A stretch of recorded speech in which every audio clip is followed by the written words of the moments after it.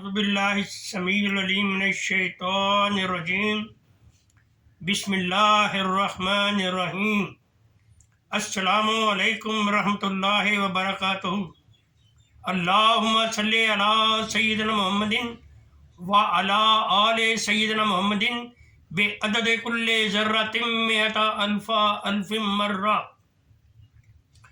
بسم اللہ الرحمن الرحیم انما المؤمنین اخوہ صدق اللہ العظیم و صدق رسولہ النبی الکریم الامین۔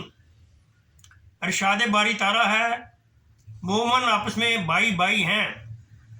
اخوت عربی زبان کا لفظ ہے جس کے معنی بھائی چارے کے ہیں۔ اخی عربی میں بھائی کو کہتے ہیں۔ ہر وہ شخص جو کسی بھی رنگ، نسل، مذہب یا علاقے سے تعلق رکھتا ہو، جب اسلام قبول کر لیتا ہے تو وہ مسلمان امت اسلامیہ کے ہر رکن کا بھائی بن جاتا ہے، اور اس کو وہ سارے حقوق اخوت مل جاتے ہیں جو ہر مسلمان کو حاصل ہوتے ہیں۔ اسلامی معاشرے میں اخوت کی بنیاد صرف ایمان پر ہے، جیسے قرآن مجید سے ثابت ہے۔ ارشاد باری تعالیٰ ہے، مومن آپس میں بھائی بھائی ہیں۔ ایک باپ کی اولاد شرط نہیں، ایک خاندان سے تعلق ضروری نہیں، ایک نسل سے پیدائش واجب نہیں، یہاں صرف ایمان کو واجب و لازم قرار دیا گیا ہے۔ اسلامی برادری کے نظام اخوت میں اللہ تعالیٰ، رسول اللہ صلی اللہ علیہ وآلہ وسلم اور آخرت کو ماننے والا داخل ہو جاتا ہے۔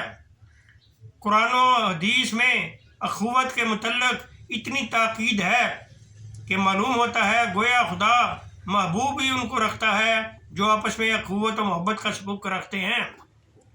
قرآن کریم میں کئی جگہ پر اخوت پر زور دیا گیا ہے۔ ارشاد ہے، مومن آپس میں بھائی بھائی ہیں۔ مسلمان آپس میں محبت اور شفقت رکھتا ہے، اور مومنوں کے دل ایک دوسرے کے ساتھ جوڑ دیے ہیں۔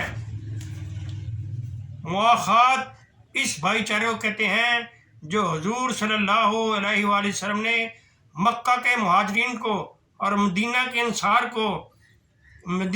انصار کے درمیان قائم فرمایا۔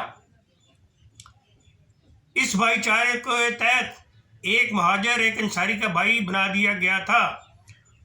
تاریخ عالم میں اس طرح کے نظام مواخات کی کوئی مثال نہیں ملتی۔ ایک جامع حدیث میں حضور صلی اللہ علیہ وآلہ وسلم نے فرمایا کہ مسلمان کے کچھ حقوق ہیں، جب وہ ملے تو اسے سلام کہے، جب وہ دعوت دے تو اسے قبول کرے، جب وہ تجھ سے خیر خواہی چاہے تو اس کی خیر خواہی کرے، جب وہ بیمار ہو تو اس کی عیادت کرے، جب وہ انتقال کرے تو اس کا جنازے میں شرکت کرے۔ یہی اخوت کا تقاضا ہے۔ ان اصولوں کو دل سے اپنائے، معاشرے کی اصلاح کے لیے اخوت جیسے عظیم جذبے کو اپنا کر بھائی چارے کے نظام کو زندہ رکھیں۔